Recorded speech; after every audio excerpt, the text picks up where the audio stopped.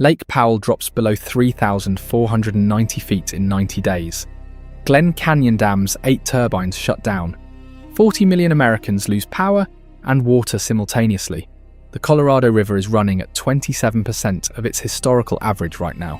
The Bureau of Reclamation just triggered emergency authority that has never been used in the dam's 63-year history. The western grid is about to lose its anchor generation. Annual flow, measured over centuries by geologists and hydrologists, is closer to 12.5 million. This is the highest infrastructure threat in the American West. Not Hoover Dam, Glen Canyon Dam. It sits upstream, and when it goes dark, the entire Colorado River system loses its hydraulic and electrical backbone. 40 million people across 7 states face simultaneous power and water loss. Glen Canyon produces 1,320 megawatts at full capacity. That is enough to power 1.5 million homes. It stabilizes frequency across the southwest grid. Without it, California, Nevada, and Arizona face rolling blackouts within hours. Here is the problem that is not making headlines. The current guidelines governing the Colorado River expire December 31st, 2026.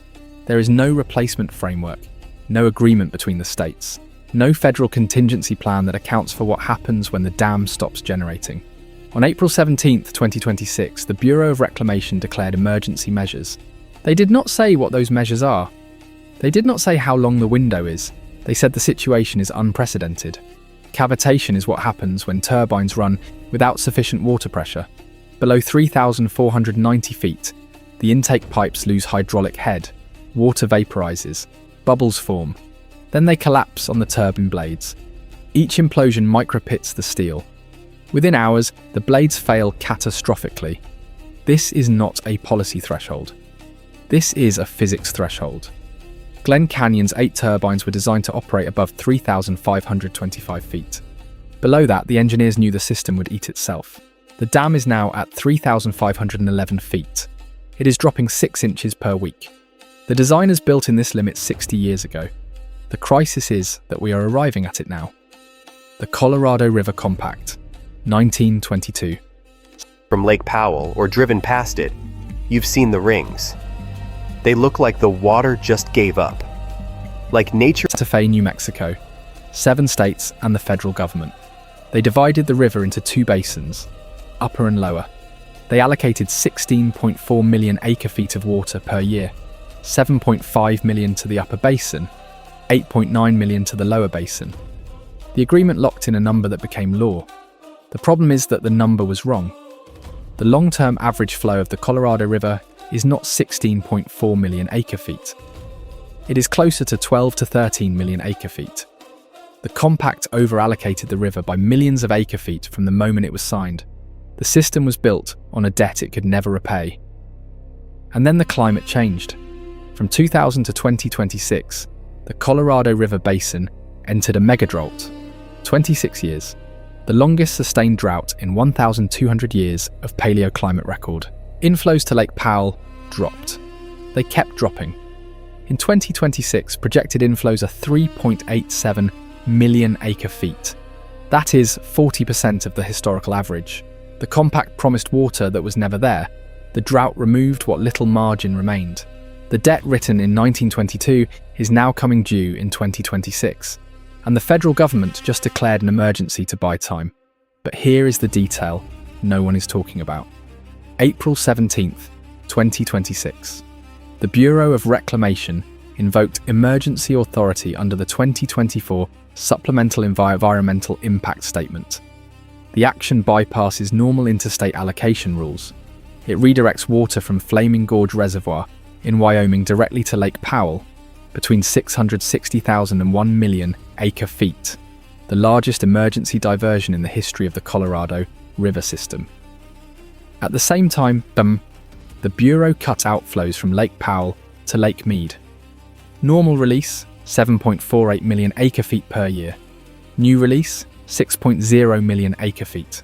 The reduction starves Mead to save Powell. The math is zero-sum, one reservoir or the other. The Bureau projects the combined actions will raise Lake Powell by 54 feet over the next 12 months.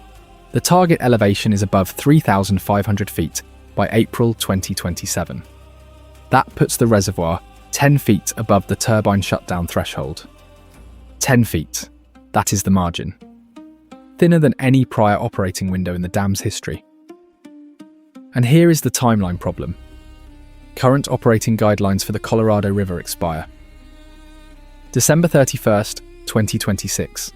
No successor agreement has been signed. The 7 states are still negotiating. The emergency declaration buys months, not years, and the math is unforgiving. If inflows in 2027 match 2026, the reservoir drains faster than the emergency can refill it. The federal government just moved 1 million acre-feet of water to keep the lights on through next spring. But visualize 26 million acre-feet. That's enough water to flood Texas 6 feet deep. the system that determines what happens after that does not exist yet. Dr. Brad Udall, Senior Water and Climate Research Scientist at Colorado State University. His research focuses on Colorado river hydrology and climate impacts. In April 2026, Udall told Yale Environment 360 that Colorado River flows have declined 20% since the year 2000. He said the decline is a climate signal, not a natural cycle. The river is not coming back. The Bureau of Reclamation's April 24-month study confirms the numbers. 2026 inflows to Lake Powell, 3.87 million acre-feet, 40% of the long-term average. The study is not a projection. It is a measurement of what is already happening. Interior Secretary Doug Burgum released a statement on April 17th. He said the emergency actions represent unprecedented steps to protect the Colorado River system. The word unprecedented appears twice in the federal press release. The United States Geological Survey reported in April 2026 that the Colorado River is running at 27% of its historical spring average. Not 80%, not 50%, 27%. The science and the federal record now say the same thing simultaneously. The river is failing. Dam's death spiral is here. America's second largest reservoir has hit 22% capacity, and what's happening inside that Reservoir is draining, and the emergency is measured in feet, not years. Here is what is not making headlines. The numbers stack. Colorado snowpack in April 2026, 4.1 inches. That is 24% of the 30-year median. Not 80%, not half, 24%. Utah snowpack, 3.2 inches. Lowest statewide record ever measured. 20% of median peak. March 2026 was the warmest March on record for the Colorado River Basin. 13.7 degrees Fahrenheit above normal. Not a fraction of a degree. Not 2 degrees. 13.7. March precipitation across the basin, below 50% of normal at the majority of monitoring stations. Lake Powell, inflows in 2026, 3.87 million acre-feet. That is 40% of the long-term average. Colorado River spring, flow as of April 2026, 27% of historical average. Flaming Gorge release authorized by the Bureau of Reclamation, up to 1 million acre-feet over 12 months. Emergency water being pulled from upstream reservoirs to keep Powell alive. Lake Powell to Lake Mead release, cut by 1.48 million acre-feet. Projected elevation gain from all emergency measures combined, 54 feet.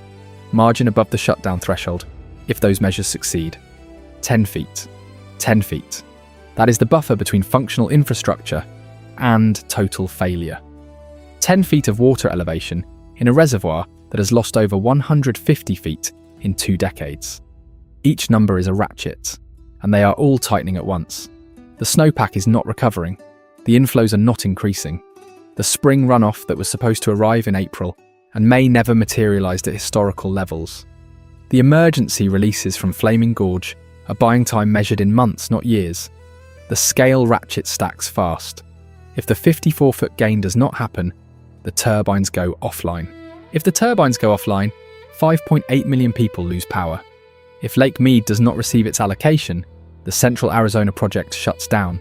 If the Central Arizona project shuts down, Phoenix and Tucson enter Stage 4 water restrictions. The numbers when you stack them are staggering. But here is the detail that tells the real story. The margin is 10 feet. The inflows are at 27%. The snowpack is at 20%. And the federal government is projecting success based on models that assume normal precipitation resumes in 2027.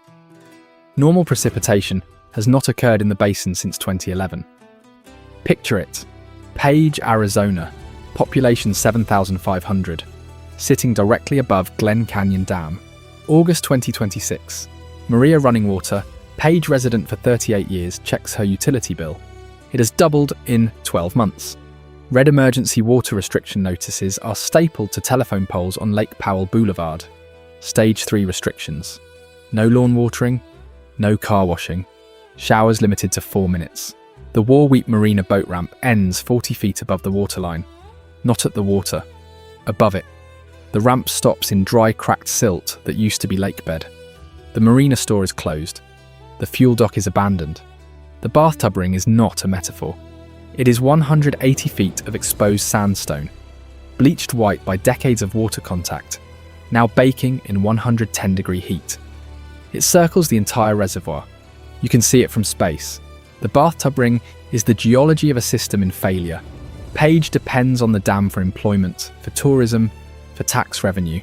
The dam employs 167 people directly. The recreation economy built on Lake Powell supports another 1,200 jobs. When the turbines shut down, those jobs do not pause, they disappear. Maria running water is not checking a utility bill in a hypothetical future. She is checking it now. The red notices are not coming. They are already stapled to the poles. Here are the questions.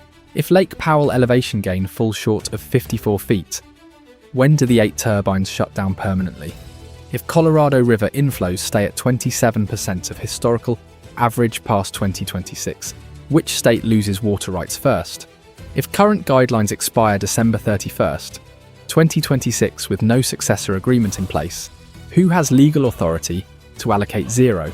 No federal agency has answered these questions on the record. Not the Bureau of Reclamation, not the Department of the Interior, not the Colorado River Authority. The questions are not rhetorical. They are the operating conditions for August 2026. The models project success. The forecasts assume recovery. The emergency declarations authorize releases. But the river is still at 27%. The snowpack is still at 20%. And the margin is still 10 feet. And no one will say on camera what happens when the math does not add up. In Santa Fe, to divide it up like they were splitting an endless pie. The Colorado River Compact, signed in Right now, as you listen to this, Lake Powell is still falling toward 3,490 feet. The Colorado River is still running at 27% of its historical average. The 8 turbines are still turning on water that is not being replenished. 54 feet of projected recovery, 10 feet of margin. A December 31st deadline with no agreement.